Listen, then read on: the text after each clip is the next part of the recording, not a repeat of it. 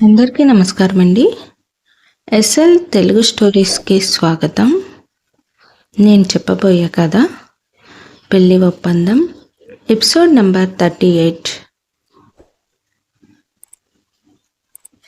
మరిన్ని కథల కోసం నా ఛానల్ని సబ్స్క్రైబ్ చేయండి.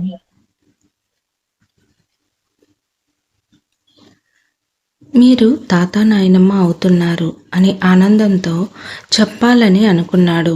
కానీ వాళ్ళ జాడ తెలియడం లేదు. ఫోన్ను స్విచ్ ఆఫ్లో ఉన్నాయి. ఏం చేయాలి? వాళ్ళ గురించి ఎలా తెలుసుకోవాలి? తెలియడం లేదు రాహుల్కు. అలా అలా మౌనికకు నెలలు నిండాయి. కాన్పు నిప్పులు మొదలు అయ్యాయి. ఎంతో టెన్షన్తో హడావుడిగా హాస్పిటల్కి తీసుకుని వెళ్ళాడు రాహుల్. తనకు తోడుగా అమ్మా నాన్న లేరు. ఇక తన పక్కన సపోర్టుగా పని తప్ప ఎవ్వరూ లేరు.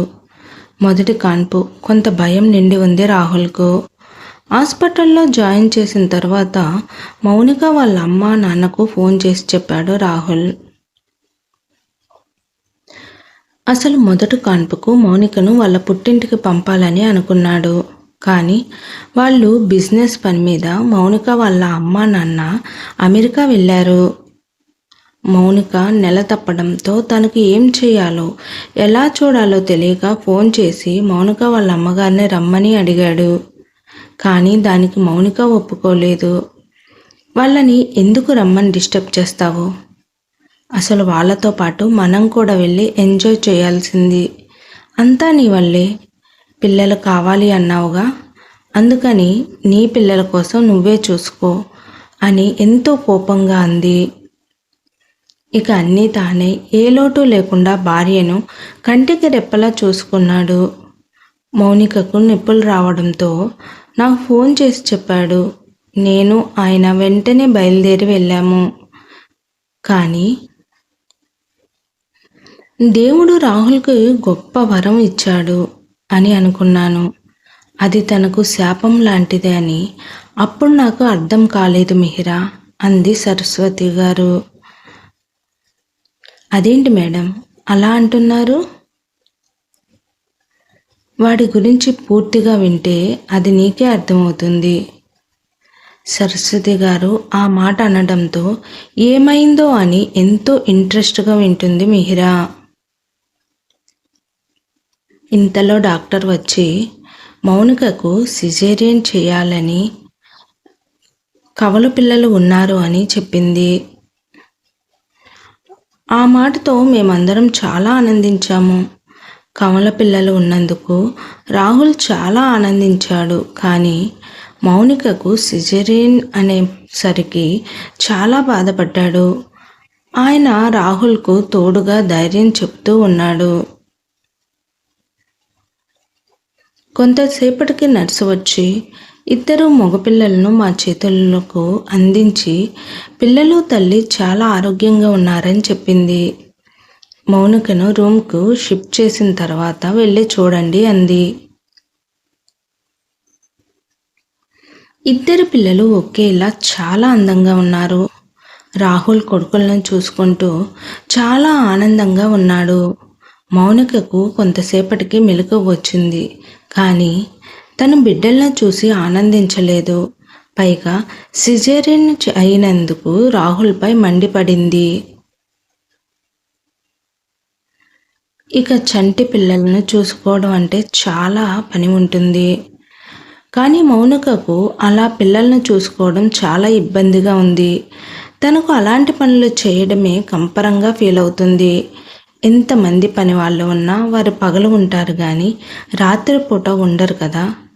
ఎంత డబ్బు ఇచ్చినా వారు కొన్ని రోజులు మాత్రమే ఉండేవారు.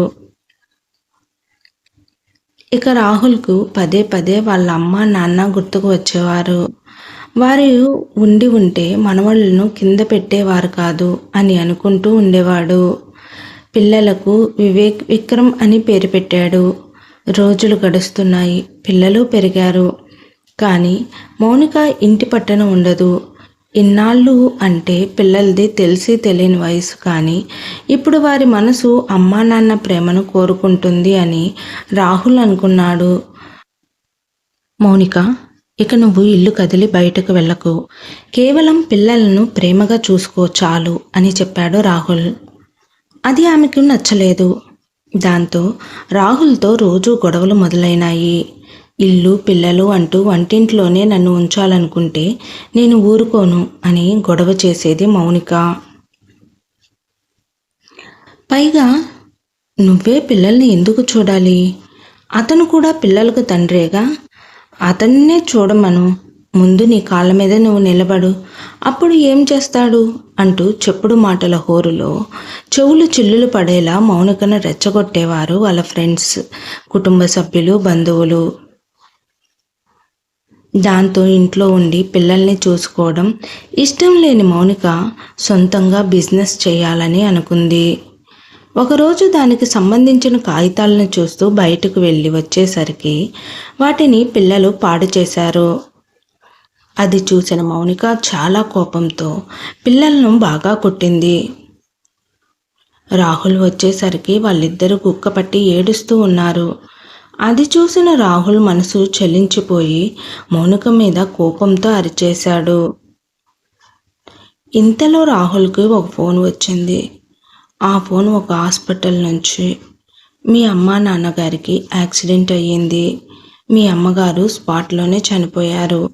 మీ నాన్నగారు ఈరోజే కోమా నుండి బయటకు వచ్చి ఈ నెంబర్ ఇచ్చారు. మీరు వెంటనే రేపు ఉదయమే ఇక్కడికి రండి అని వాళ్ళ హాస్పిటల్ అడ్రస్ను చెప్పారు. దాంతో రాహుల్ ఏడ్చిన ఏడుపు అంతా ఇంత కాదు. మాకు ఫోన్ చేసి చెప్పాడు. రాహుల్, నేను, ఈయన బయలుదేరాము. కానీ మౌనిక కొట్టిన దెబ్బలకు విక్రమ్కు హై ఫీవర్ జ్వరం వచ్చింది. దాంతో నేను వెళ్లకుండా ఆగిపోయి ఇద్దరు పిల్లల్ని ఇక్కడ తీసుకుని వద్దామని తీసుకుని వస్తుంటే మౌనిక వివేక్ను ఆపేసి, వీడికి ఆరోగ్యం బాగానే ఉంది కదా, నీతో వీడెందుకు, విక్రమ్ను మాత్రమే తీసుకుని వెళ్ళండి, జ్వరం వాడికేగా అంటూ వివేక్ను తనతో తీసుకుని వెళ్ళింది. ఇక చేసేది ఏమీ లేక నేను విక్రమ్ను మా ఇంటికి తీసుకుని వచ్చాను అని అంది సరస్వతి గారు.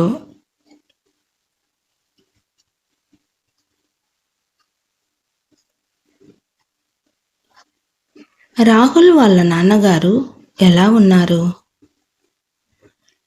మరి వివేక్ ఏమయ్యాడు?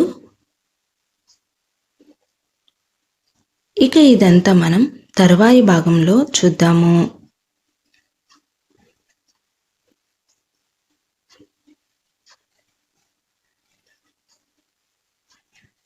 నేను రాసిన మరొక మంచి కథ ప్రేమ చలగాటం ప్లేలిస్ట్లో ఉంది. దయచేసి దాన్ని కూడా చూడగలరు. నా కథ నచ్చినట్లయితే దయచేసి సబ్స్క్రైబ్ చేసి లైక్ చేసి షేర్ చేయండి. Thank you.